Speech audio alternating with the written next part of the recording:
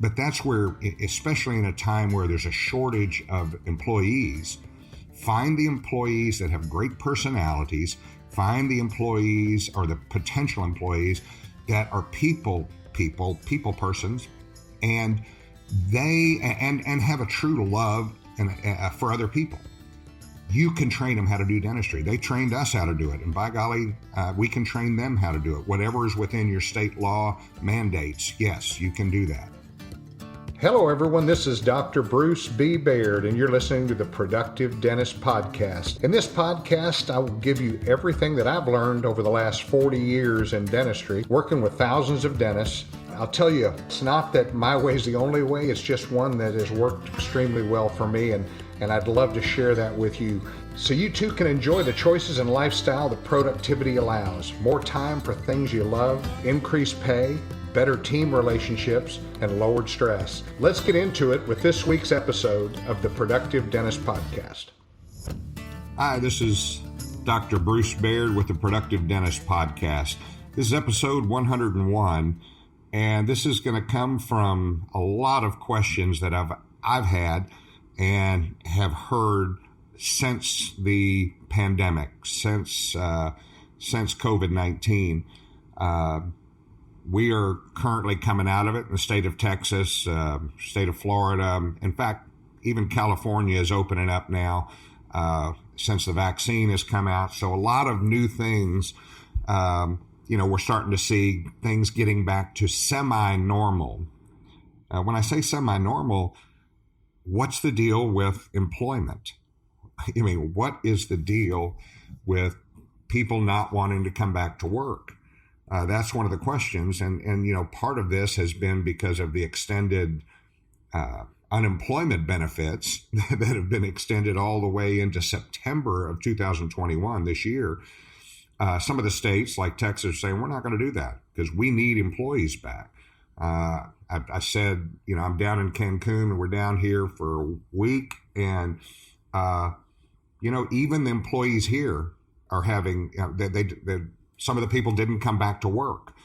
And, why is that? And they don't have unemployment benefits down here, I don't think. If you don't work, you don't eat. But they still have a shortage. I think it's because everything came back online. People started doing other things to make a living during the 18 months that they were laid off. And we see the same thing in dentistry. Getting hygienists to come back. There's a major shortage. I don't know if there's a shortage of hygienists, but there's a shortage of hygienists that want to work right now, for whatever reason that is. I'm not blaming anybody, but what do we do? And that's one of the questions I had. What do we do? I used to have 3 hygienists. Now I have 1. Do I do my own hygiene? And, we have to think differently. And what does that mean? Well, we're going to be much more aligned with periodontal disease. Now's the time to become very, very, it's always been the time, but now in particular is the time to be very adamant about doing a comprehensive exam, looking at periodontal disease differently, looking at everything that has to do with perio, erosion, biomechanical risk, functional risk, and aesthetic risk. It's looking into each one of these things. And why do we do that? Well, I think it's so easy. And there's a lot of new patients coming in right now. I see our practices that have been working with us, they're growing their business, but they're having problems hiring the right people or hiring anybody. Now, I've told you guys, hygiene is a little bit different because you can't teach somebody to be a hygienist. You have to have a license and go through school and do all that. Am I going to recommend that you start doing hygiene?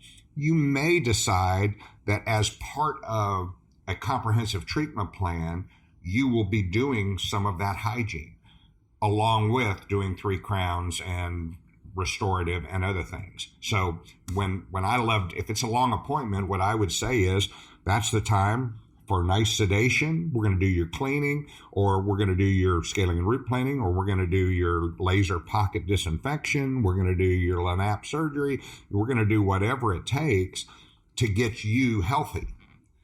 And when we say that, so by doing the comprehensive exam, you may be able to take some of that work that was going to the hygienist that you don't have anymore, and you can start doing it as a part of longer appointments. So that's the one thing. Another question that I got was, what about my treatment coordinators, my dental assistants? I can't find any. There's not, we as a matter of fact, at the office for 6 weeks, we were looking and had no applications. And this is, one of the fastest growing states in the country, in Texas, and we didn't have any applications. Then all of a sudden, we started seeing applications, but they had no experience. And now you guys know what I think about experience. I mean, I think experience is way overrated. It is, it's something that, I'm not going to turn down somebody that has been working for a top-notch dentist that does restorative dentistry and has great communication skills and, those things. Yes, I want them in the office. However, Gay has been with me 31 years, and Gay came from Walmart. Summer came from, and Summer's probably one of the toppest treatment coordinators in the entire country. She was working at a vet clinic. Shannon was a masseuse, and now these people are top notch. Why are they top notch? Because we had the last episode that we did was on commitment. I had the commitment to train those people to be the best they could be. So I think when you're looking for some good treatment coordinators, it comes down to the right person, somebody who can communicate well, somebody who is teachable, somebody who doesn't come in cocky like I worked for this doctor and that doctor and this doctor. My question is, well, why aren't you still working for them? Now, if they've moved and they're they've just come to the area, well, then I'm very interested in giving them a chance. I want to go through, but I want to find out what kind of person they are. How do we do that? Well, that's where my team does the interviewing. They actually go in and take them to lunch, and they find out all the good, the bad, and the ugly, and then they come back and report to me. Now, I don't know if that's HR friendly, but they're just going to lunch. So that's all I can say. And so from that standpoint, I find people who are now, not only are they top-notch people, but they're also somebody who the rest of my team says, yes, we like this person. We really want them on our team. Why is that important? Well, if your team's not excited, and I used to do all the hiring and firing. Now the firing just happens. When it does happen, it just happens. That person realizes they're really not a part of this team because the rest of the team is committed. So I kind of laugh when my team comes back to me. Let's just say it's 3 weeks later, and maybe Gay comes and says, this person is just, they're just not working. They're not doing what you said. I said, but you guys hired them. And I remember we had a hygienist who was just a top notch, and she still is a top notch hygienist. And we had a new hygienist come in. She said, she doesn't know anything about this and that and this and that. And I said, I tell you what, would you do me a favor? Would you train her to be as good as you? Can you commit that to me? Because I don't think it's really helping just saying that she's not good enough and she doesn't know things. Now, if she was mean to patients and she was that's a whole different animal, but she wasn't mean to patients. Patients loved her. So guess what? That person became just as productive per hour as Michelle, who was the hygienist who I asked to train her. And you know what? That's the kind of commitment when you ask them, could you do this for me?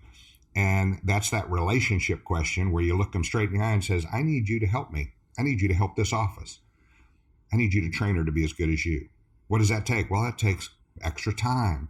But it's a lot better to have your team training your team than it is for them to bitch about it. Or even worse, for you to bitch about it. I hear it all the time. The doctor's bitching about this person. My team, they're just not the team I want to bring. Well, get the team you want to bring. Quit. I just don't understand why people keep people Well, I do understand because I did it for probably 15 years in practice, but I don't understand it anymore. If somebody's not committed, if somebody's not happy, if somebody's not doing a good job, first step, train them well. Second step, retrain them well. Keep working with them. Third step is invite them to go to their happy place. If they're not working out, have you done everything you can do? Has your team done everything they can do? But that's where, especially in a time where there's a shortage of employees, find the employees that have great personalities, find the employees or the potential employees that are people persons, and they and have a true love for other people. You can train them how to do dentistry. They trained us how to do it, and by golly, we can train them how to do it. Whatever is within your state law mandates, yes, you can do that. Another question that I've been hearing a lot is, well, how much is your hygienist making? How much is your front desk making? How much is it? Because everybody's coming now and they're expecting higher wages. Some of the states, they've adopted the $15 an hour minimum wage. And so that's got everybody thinking, inflation. Is inflation happening right now? Yeah, it's happening. Everybody got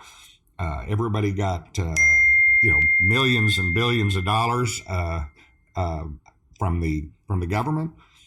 They saved it. They didn't spend it. But now that COVID's over, they're going on trips. They're going on vacation. They're going to the dentist. They're having work done. And they're expecting top-notch people like me down here in Mexico. I'm noticing, hey, they're short on employees. Don't have your office be short on employees, but you're going to have to pay more. Inflation's gone up. Have your fees gone up to cover it? Because I guarantee you restaurants are raising their fees. Building houses, Home Depot is raising their lumber prices 3 times a week right now. So times have changed. Things are different right now.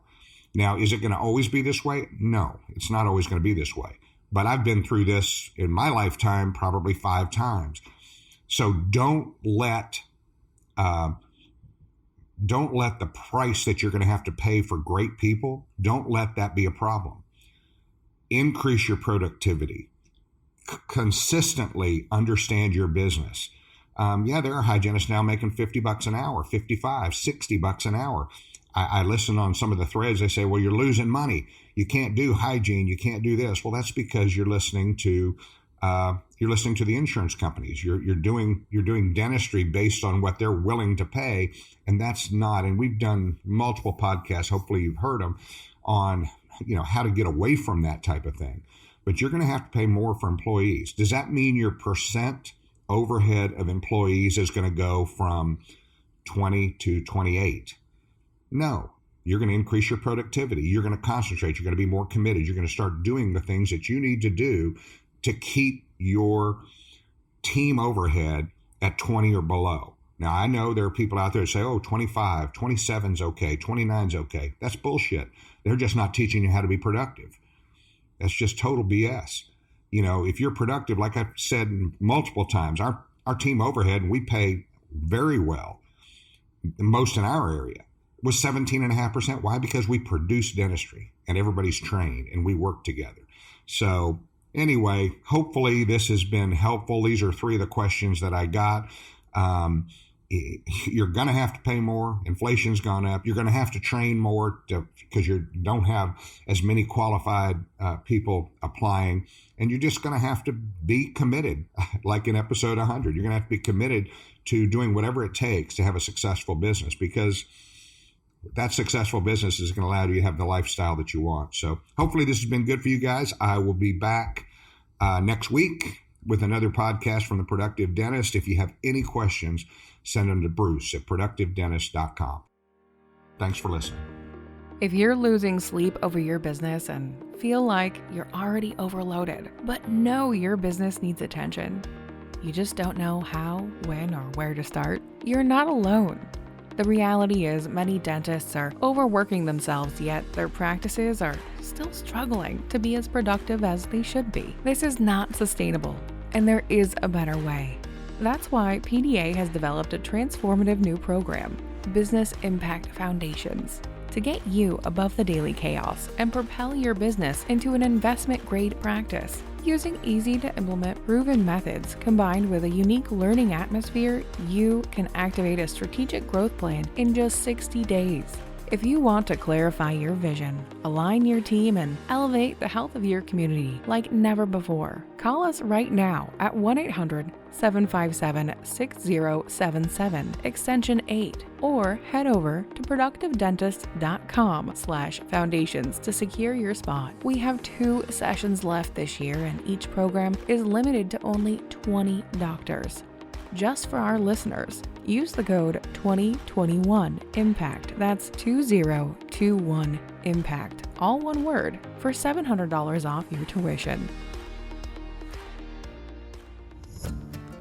Thank you for joining me for this episode of the Productive Dentist Podcast. If you found this episode helpful, make sure you subscribe.